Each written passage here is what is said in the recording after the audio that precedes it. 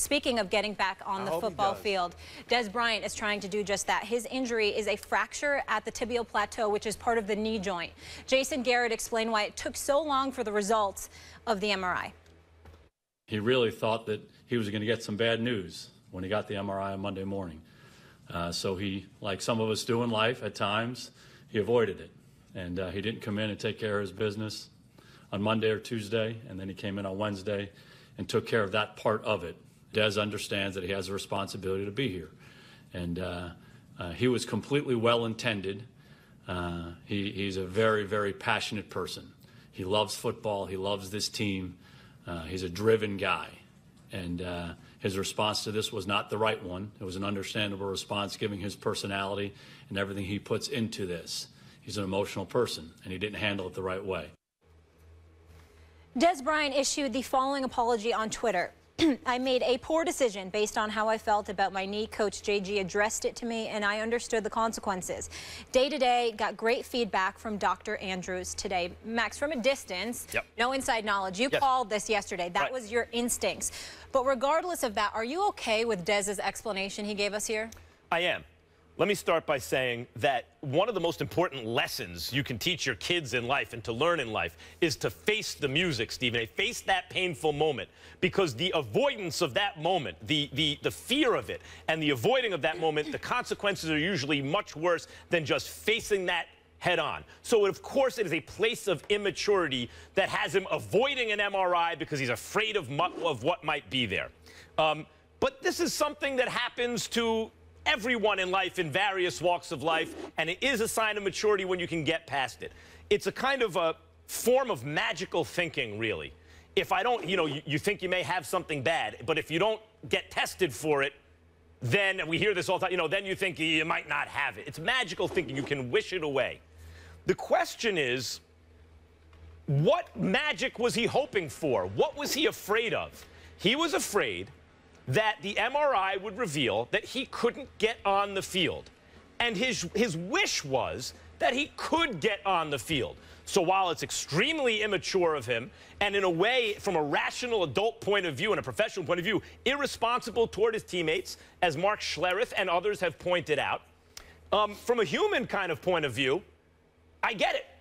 I mean, Mitt Romney didn't write a concession speech to Obama in the last election because he felt that, like, he didn't want to let anything negative enter into his thinking, as though that would affect the vote. That's magical thinking. Even presidential candidates give in to magical thinking. So does Dez Bryant. It's not it's not some outlier in his behavior. It's not some rare human event. It happens all the time.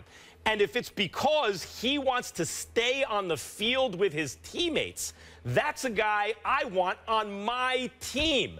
The question is not whether he did something immature. He clearly did. The question is, why did he do it? Was it for good reasons or bad reasons? The answer is good reasons. And then the question is that the kind of player you want?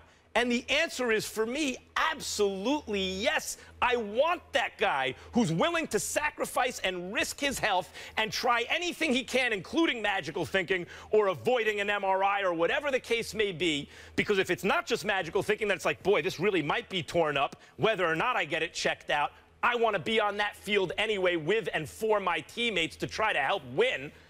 That guy I want on my team, and I'll bet you his teammates do too, Stephen A. Well, I don't recall a question being about whether or not somebody wants Dez Bryant on their team. Who wouldn't want Dez Bryant on their team? The question was, are you okay with his explanation? And the reason why I'm not okay with it is because you're thinking about the immediacy as opposed to the marathon. You know, the NFL season may be 16 games, but that's a long 16-game season.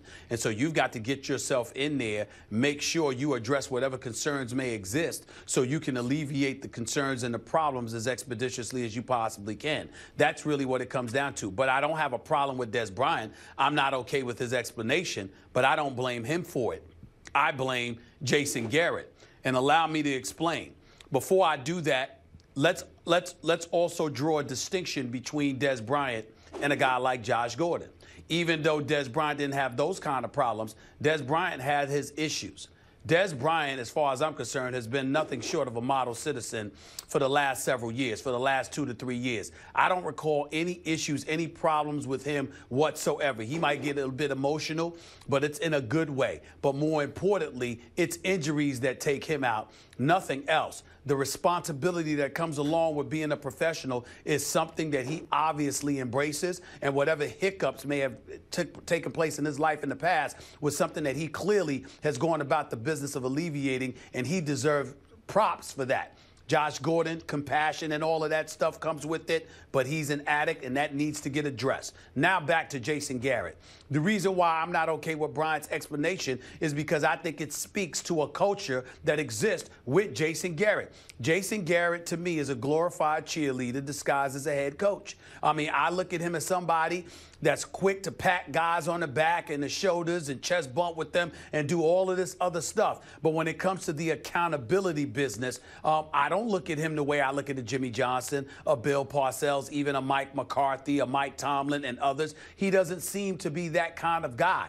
They seem to be more concerned with staying in Dallas because they love being in Dallas, playing in the billion-dollar playpen of Jerry Jones, playing for Jerry Jones, who's known to take care of his players. They seem to be more concerned with that than making sure they appease their head coach, which is Jason Garrett, because ultimately he's not the decision maker. And I think the way he conducts himself, he comes across as just that. The only difference between Jason Garrett and the rest of those assistant coaches and stuff is that he's the one that's obligated to stand before the media on a daily basis and answer questions. That's about it. In terms of accountability, he's not the guy they have to be accountable to, and I think his behavior shows that. But so as a result, is that a Garrett issue or a Jerry Jones issue?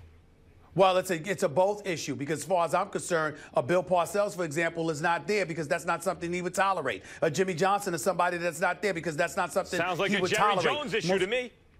Well, let me explain. I'm saying it's a Jason Garrett issue because he's willing to accept the conditions that Jerry Jones places on a head coach, even though it strips you of your potency to be the kind of head coach you need to be in order to be successful on the NFL level. Whereas Jason Garrett, it seems like as long as he's got the Dallas job, he's happy, even if there's no considerable power that comes with it. I think it trickles down to the players. I think they know that when it comes to him, they don't have to be but so accountable. And as a result, stuff like this happens. So you'd say the same thing about Wade Phillips then?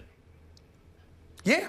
Right. That's what I mean. It's a Jerry Jones issue. Whoever you see in the head coaching position in Dallas is not going to be a Parcells, is not going to be a Jimmy Johnson. It's the same issue actually in Washington, and basically in the same way, where the players feel emboldened because they get the sense that Dan Snyder, they have a direct line to, and they can circumvent the front office or the coaching staff. They may indeed feel that way in Dallas too, but that's not really a Garrett issue, because whoever occupies that post is going to be in the same position, because that's the job description.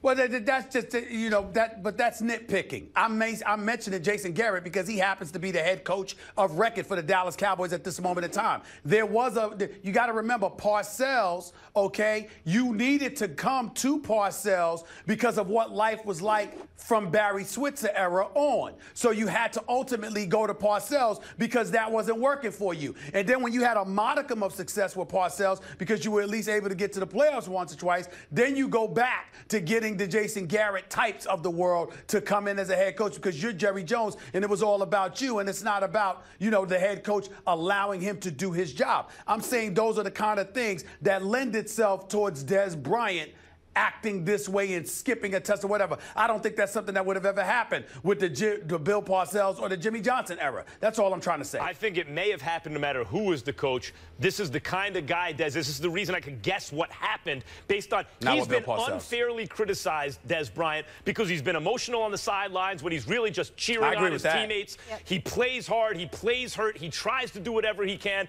And this situation is no different. I just want to get on the field. Maybe if I don't get tested, there's not anything really wrong. That's the magical thinking part. Or maybe even if there is something wrong, I'm saying even if there is something wrong, then I'm willing to risk my future because I'm trying to get on the football field now.